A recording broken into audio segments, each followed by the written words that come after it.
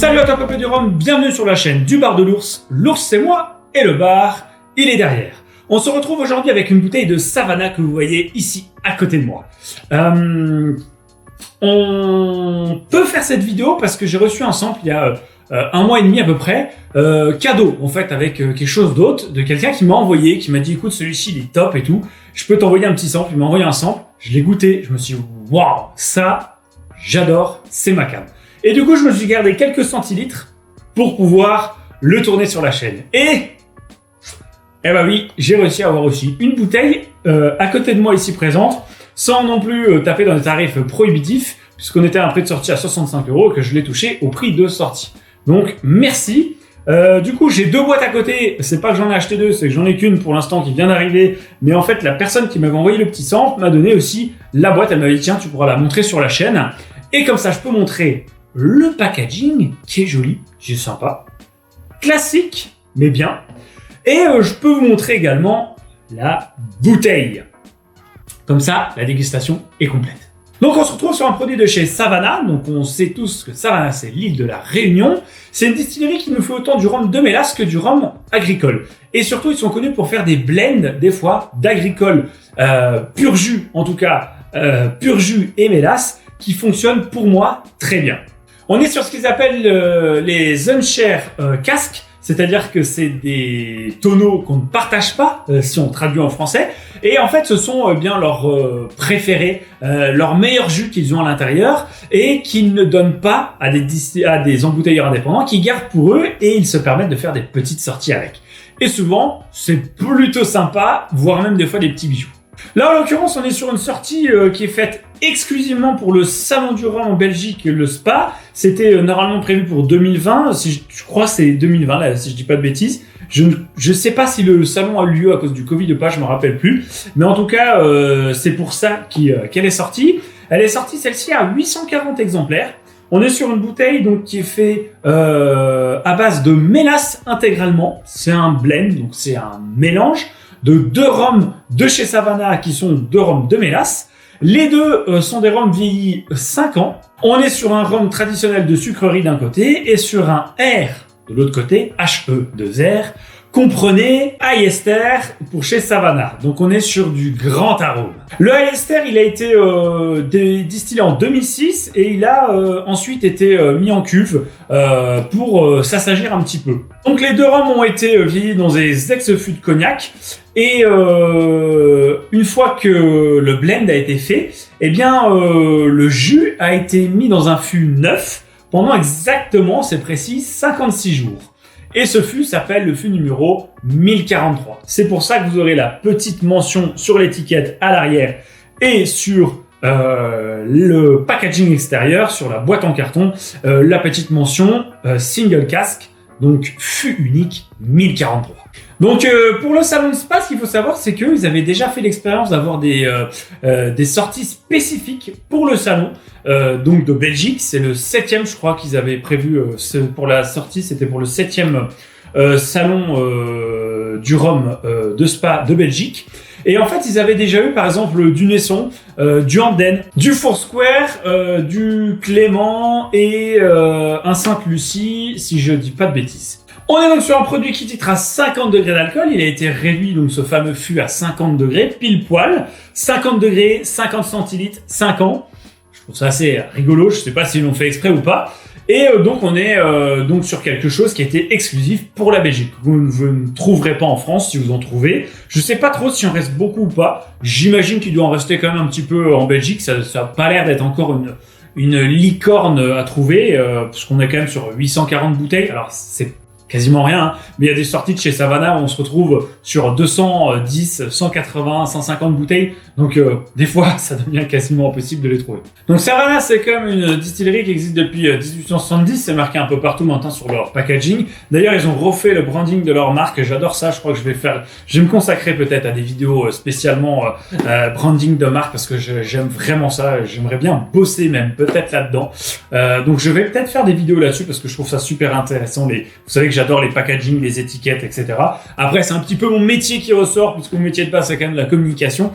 Donc, on est complètement dedans. Et Savannah, donc, ils nous font autant du traditionnel, du rhum agricole et du grand arôme. Et je peux vous dire que ça sent diablement.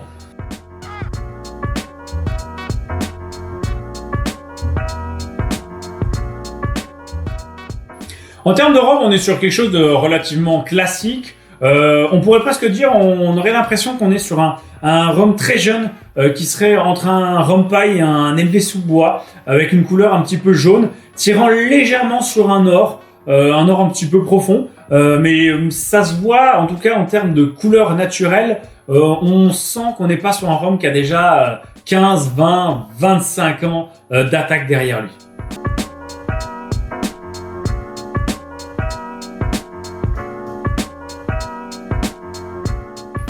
En termes de nez, moi j'adore tout de suite, direct. Vous savez, de toute façon, île de la Réunion, Belize, île Maurice, c'est des trucs que j'adore. Et île Maurice et île de la Réunion, c'est des produits qui se ressemblent souvent en termes de nez.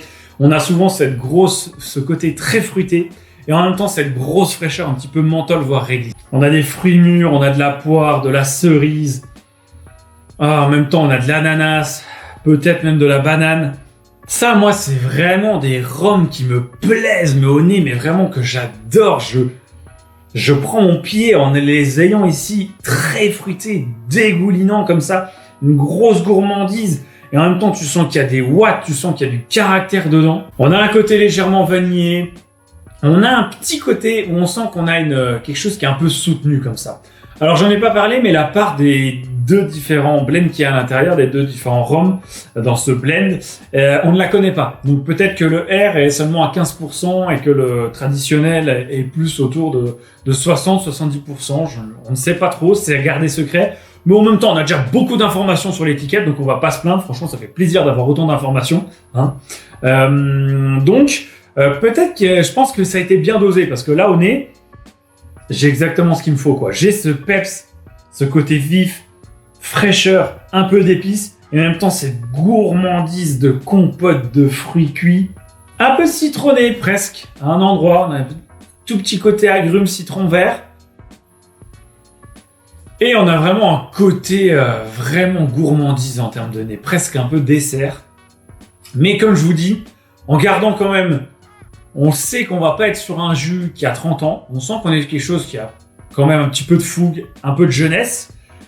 Et en même temps, c'est pas non plus trop compliqué. C'est un nez qui pour moi, c'est top. C'est ce que j'adore. C'est les nez que j'adore, typiquement.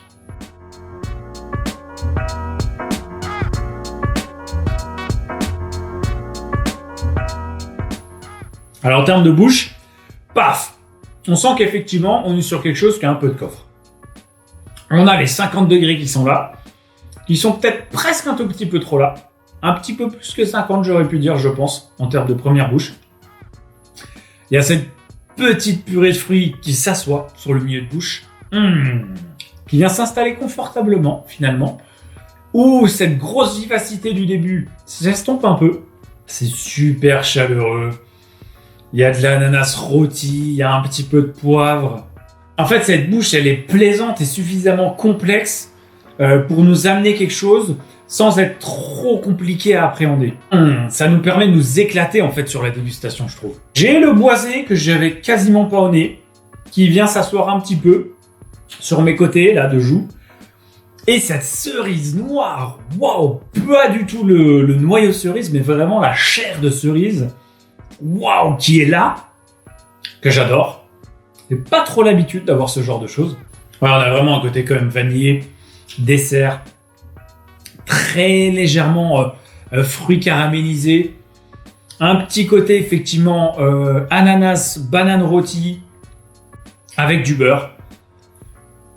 Il y a vraiment un côté très agréable en bouche. C'est presque même un petit peu moelleux en fait. Et en même temps, on sent qu'il y a une petite touche effectivement de grand arôme dedans. On sent qu'il y a beaucoup de choses à pouvoir décortiquer, mais en petite quantité et sur un jus effectivement en bouche qui confirme ce qu'on avait avant, qui reste jeune. On a un tout petit arrière de bouche légèrement rêche, un tout petit peu légèrement vert, voire végétal, qui te dit j'ai encore la belle fougue, j'ai encore un beau côté fougue qui aurait pu être un petit peu plus assis s'il avait été un peu plus vieux.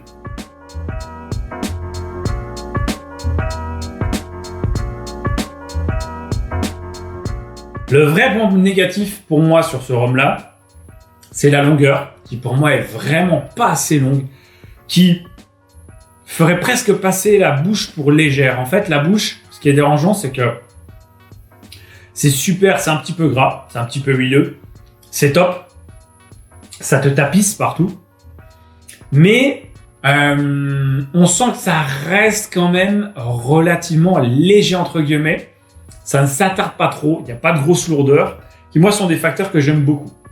Et donc cette finale, elle est moyennement longue. Et c'est vraiment le point négatif pour moi sur ce rhum. On garde vraiment cette gourmandise en bouche et la fraîcheur qui est pas très marquée, qui est présente au nez, en bouche se fait relativement légère et reste un petit peu plus peut-être sur cette finale. Par contre, c'est vraiment pas une fraîcheur trop marquée comme on pourrait l'avoir sur des, effectivement, un côté hyper réglisse, hyper eucalyptus. Là, c'est une petite fraîcheur relativement tranquille, qui est présente du début à la fin, qui est bien, qui aurait peut-être pu être un tout petit peu plus présente, mais ça me dérange pas qu'elle soit juste comme il faut.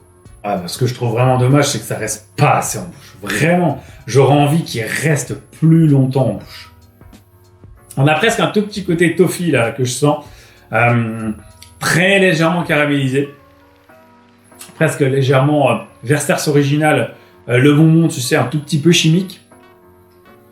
Mais ouais, et une petite acidité, un côté légèrement acide quand même, qui est présent sur la fin de bouche et un petit peu la finale.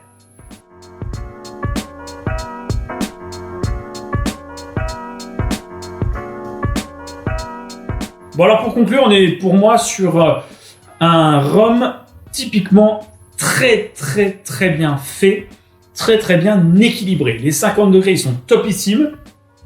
Pour moi c'est vraiment ce qu'il faut en bouche.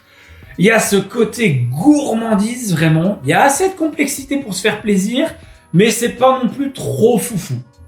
On est sur une bouteille qui était vendue donc 65 €. J'imagine qu'on en trouve encore un petit peu. Si on cherche, je pense. Maintenant, ça peut vite disparaître quand même. Je sais pas si ça peut devenir quelque chose qui coûtera très cher. Mais en tout cas, moi, c'est quelque chose que je suis content d'avoir une bouteille parce que là, ça me fera plaisir quand je vais l'ouvrir. Ça sera typiquement un rhum de tous les jours pour moi. Presque un rhum un peu glouglou. En fait, il y a un petit peu ce mix entre le côté un peu foufou des airs de chez Savannah, les high ester, des fois beaucoup trop protubérants, qui pour moi, des fois, me dérangent, sont beaucoup trop forts.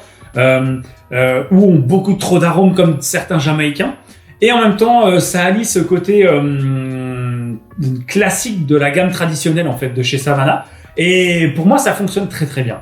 C'est un rhum qui, pour moi, typiquement, est accessible à beaucoup de monde. Et ça, c'est un point que moi, je trouve très positif. En termes de packaging, bah moi, je trouve ça super sympa. La bouteille, elle est très jolie. Alors, on est sur du 50 centilitres, hein, c'est pas non plus des 70, mais ça fonctionne bien, la petite étiquette. La boîte qui va avec, franchement, il n'y a rien à dire. Ensemble, les deux, ça passe très bien. Classique, boîte en carton, je veux dire, il n'y a pas non plus tout le temps à faire 36 000 choses dans tous les sens. Voilà, pour moi, petite étiquette. Et puis la couleur, qui est quand même très jolie, hein, il faut le dire. Bouteille Savannah, ça fonctionne pour moi très bien. Donc en prenant tous ces éléments en compte, pour moi, on serait vraiment sur un 8 sur 10. 8 sur 10 parce que ça fonctionne très bien, c'est très bien fait. J'irai pas au-dessus parce que on est à 65 € pour 50 centilitres. Donc si tu fais si tu essaies de faire une référence à, par exemple, à une bouteille de 70 centilitres, on sera quand même sur une bouteille qui va commencer à avoiner relativement cher. On va commencer à approcher des 100 €. Et cette finale. Moi, franchement, j'avais une finale qui restait plus longtemps. Un tout petit peu plus de corps dans la bouche. Je pense que je pouvais monter au-dessus de 8 sur 10. Je pense. Mais en tout cas, pour moi, une bouteille de tous les jours, vraiment tip top. Tu te concentres un peu, t'as quelque chose, mais c'est pas non plus quelque chose qui va vraiment te demander de trop te poser dessus et d'être trop compliqué à déguster et à appréhender.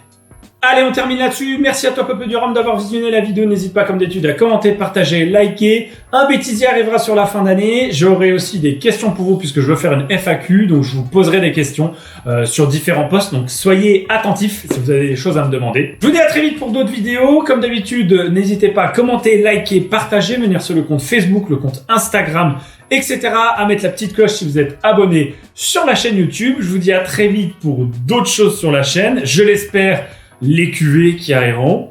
Et comme d'habitude, eh bien, n'oubliez pas plus haut que le Rhum.